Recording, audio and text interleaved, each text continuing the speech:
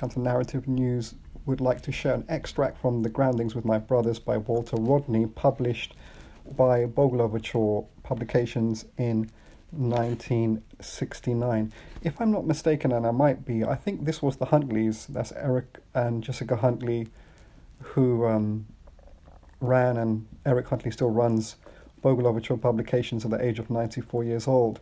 If I'm not mistaken, this was the first ever publication of any by Bogle Publications, but I need to double check that with Eric Huntley and his comrades. This is actually taken from a 2019 edition, which is copyrighted by the Walter Rodney Foundation, published by Verso, with an introduction from Carol Boyce Davies. I'd like to quote from the first chapter, Statement of the Jamaican Situation. So in 1968, Walter Rodney is banned from his position at the University of West Indies in the town of Mona in Jamaica. He then, after that, returns to his position at the University in Dar es Salaam in Tanzania.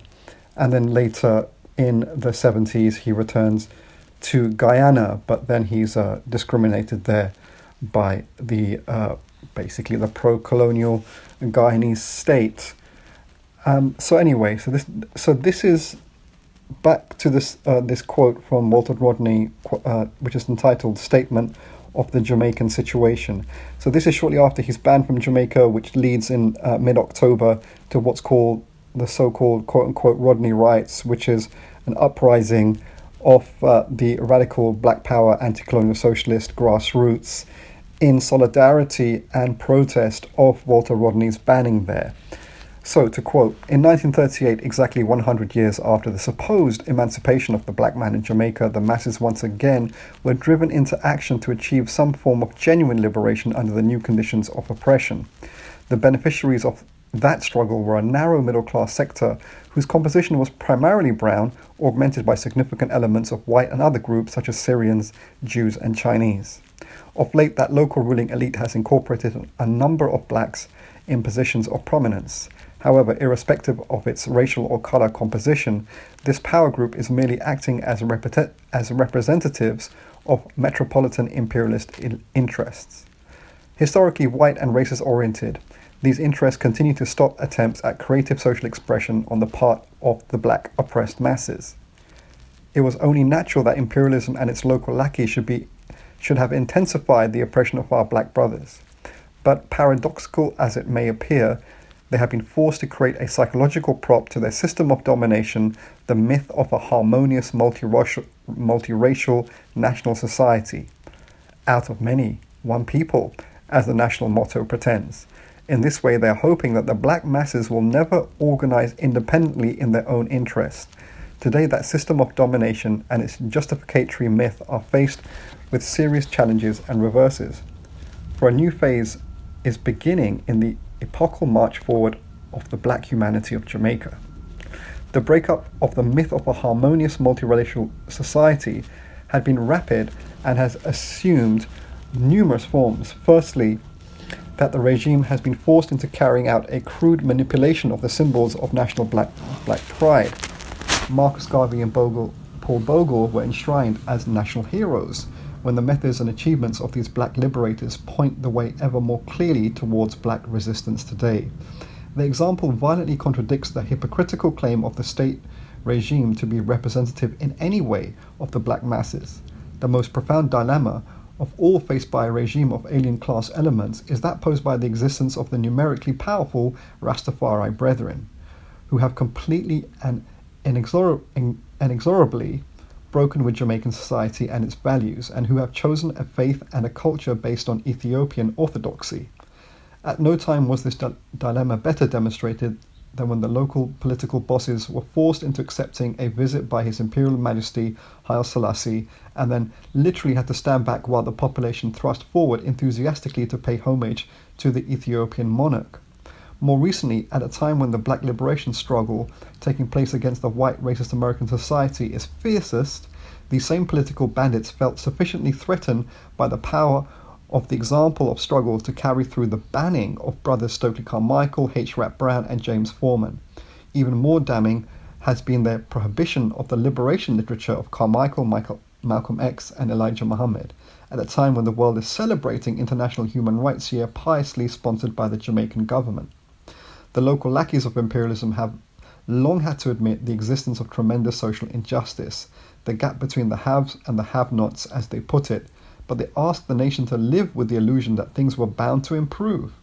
Now the have-nots, who are the mass of the black people, know that things have been getting worse. The unemployed, numbering some 30% of the potential workforce, are understandably desperate, and the whole repressive machinery of the state has been brought to bear on them. The administration of the law has become more vicious and partisan. The number of charges imposed on black people for the possession of ganja, marijuana, are astronomical, and the government has decreed that the minimum sentence on conviction must be 18 months. A charge of suspicion has now been entered into the law books, and to be black and poor is to invite this charge in much the same way as the vagrancy laws operated in the period immediately after emancipation. The quality of justice dispensed by the legal system still depends on skin color. Since independence, the black police force of Jamaica have demonstrated that they can be as savage in their approach to black brothers as the white police of New York, for ultimately they serve the same masters. The Prime Minister has not concealed his determination that the police should be used to maintain the present system of social oppression, and he has given them full authority to utilize whatever brutal methods they think necessary to carry out this mandate. Shortly after taking office last year, Prime Minister Shearer told the police, "I make no bones about it, gentlemen. I want all Jamaica to get the message that the police force under this government is not reciting beatitudes to anybody." He later added that the police, whenever confronted with criminals, should not stop to find out what distance was between themselves and the criminals before setting them alight. In 8 months between August 1967 and April 1968, there were at least 31 people who were set alight by police guns, 16 of them dying on the spot. Other incidents of police brutality are too numerous to mention. Yet one of the most significant strikes in recent times was carried out by the Jamaica police force demanding higher wages. That strike was not so much a part of the movement of black working class, but part of the breakdown of the system of oppression, for the local political lackeys have shown their incompetence in every direction. The stagnation in the rural areas has reached a stage of crisis. Marginal sugar estates continue to go out of production, leaving hundreds of workers jobless, and prospects for the banana industry are just as bleak. Apart from their inability to raise the living standards of the black masses, they have failed to make provision for increased water consumption and for drought, and they have failed to modernize telephone communications, and they have failed to make allowance for the increased need for electrical power. Consequently, in recent months, the ramshackle nature of the neo-colonial structure has been cruelly exposed, and it was the very middle class who have benefited from 1938, who recently complained most bitterly when they suffered simultaneously from water rationing, extensive electricity power cuts, a limping telephone service, and no police protection for their property. What matters above all else on the contemporary Jamaican scene is the action of the black masses in their various capacities. Their activities are in part responsible for the atmosphere of decay which surrounds the present administration, and at the same time they provide an indication of the shape of things to come. The racial question is out in the open in spite of all the efforts to maintain the taboo surrounding it. The Rastafari brethren have been joined on this question by large numbers of other black people, many of them influenced by the struggle and example of black brothers in the USA, while culturally there is a deepening interest in things African. Of the greater significance are the effects at self-expression among black people, pamphlets, news sheets, and the like.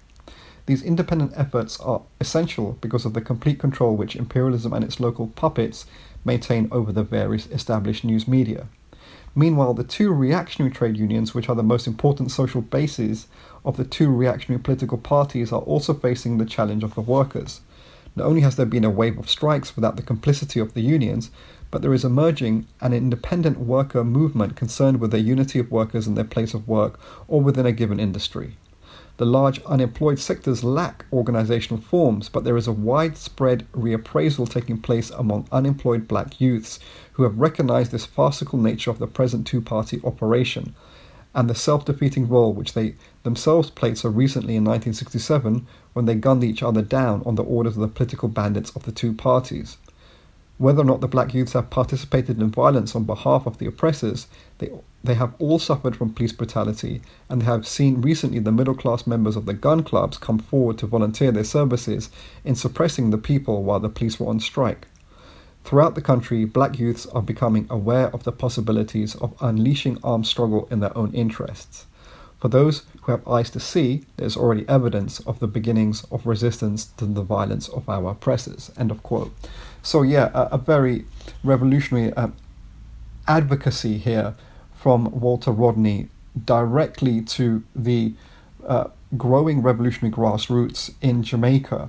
And one can understand how terrified was the colonial centre in London and Washington and its neo-colonial forces in Jamaica and the Caribbean, that this leadership like Walter Rodney, who's closely attached with very respected other political leaderships such as CLR James, and also, although she died several years previously, people like Claudia Jones, also from Trinidad, like CLR James, and many others. We'll continue to share quotes from this book, The Groundings, with my brothers. The next chapter is very interesting, chapter 2, which will be the subsequent episode in our series on Walter Rodney here, called Black Power, A Basic Understanding. Many thanks.